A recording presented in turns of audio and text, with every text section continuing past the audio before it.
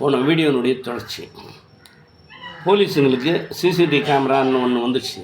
அதனால் ஒரே குஷியாகிறாங்க. முன்னெல்லாம் பயங்கரமான மூளையை யூஸ் பண்ணி கண்டுபிடிப்பாங்க. இப்போல்லாம் ஒன்றுமே கிடையாது, யூஸ் பண்ணுறதே கிடையாது. எந்த இடத்துல பிரச்சனை சிசிடிவி கேமரா பார்த்து போய் பிடிச்சிடுறேன். என்னுடைய பாயிண்ட்டு கேட்டுக்க அப்புறம் யோசிப்பேன். சம்மந்தப்பட்ட போலீஸ் ஸ்டேஷனோ சம்மந்தப்பட்ட காவல் அதிகாரிகளோ போய் சிசிடிவி கேமராவை அப்புறம் பாரு. நீ போய் உன்னுடைய மூளை யூஸ் பண்ணி யார் செய்திருப்பான் அப்படின்னு கண்டுபிடிச்சி அதை எடுத்துன்னு வந்துட்டு சிசி போட்டு பாரு. சிசிடிவி கரெக்டாக இருந்தானா உனக்கு 10 லட்ச ரூபாய் அவார்டு நான் கொடுக்க சொல்கிறேன் அரசாங்கத்தில். எல்லாத்துக்கும் சிசிசி வச்சுக்கின்னு சிசிசிங்கிறீங்க. சும்மான மூளை யூஸ் பண்ணாத சும்மா எவனோ கண்டுபிடிச்சி வச்சுட்டு போன சிசிடிவி கண்டுபிடிச்சவன் பேர் கூட எனக்கும் தெரியாது சொல்கிறான். உண்மையிலேயே அவனுக்கு எவ்வளோ பாராட்டு பண்ணான். எல்லாத்தையும் இவனுங்க எடுத்து போடுறானுங்க.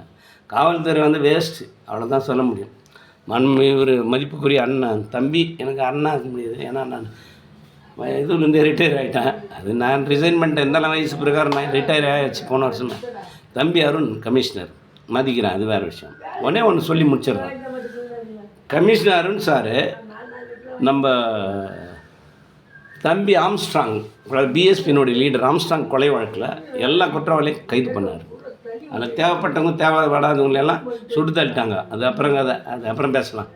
அதெல்லாம் அதுக்கே உள்ளே போயிருக்கணும் அருண் சார், அது வேறு விஷயம். ஏதோ ஒருத்தன் போய் கேஸ் போடுறான்.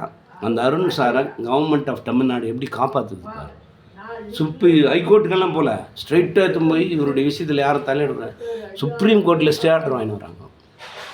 அப்போ அருண் தப்பு ஈடுபட்டுக்கிறார் செய்துக்கிறாருன்னு தானே அர்த்தம். எப்படி அதை ஒத்துக்கலாம் நம்ம? அருண் சாராக இருக்கட்டும், இந்த நாட்டினுடைய பிரதம மந்திரியாக ஜனாதிபதியாக கூட இருக்கட்டும், குற்றம் செய்தால் குற்றம் நெற்றிக்கண் திறப்பினும் குற்றம் குற்றமே, நீ எவனானாரு அந்த மாதிரி ஜட்ஜ்மெண்ட் என்றைக்கு வருதோ அன்றைக்கி தான் மக்கள் ஒழுங்காக இருப்பாங்க. அதே போல் நான் சொன்ன மாதிரி எல்லா ஆபாச படங்களும் தடுத்து நிறுத்தப்பட வேண்டும். எல்லா வயலன்ஸ் எல்லாமே அங்கே தான் சினிமாவில்.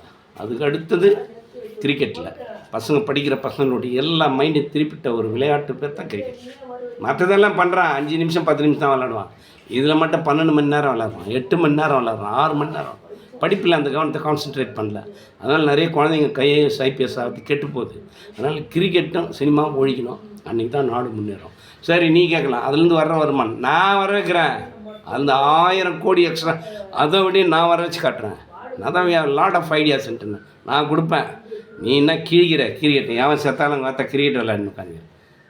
பாப்பா இது பேர் என்ன குஜராத்தில் நடக்கல ஏரோப்ளேன் கிராஷ், 242 பேரில் 241 பேர் சுத்தம். ஒருத்தன் மட்டும் போயிடுச்சான். கிரிக்கெட் விளையாண்டு உட்காந்து பார்த்து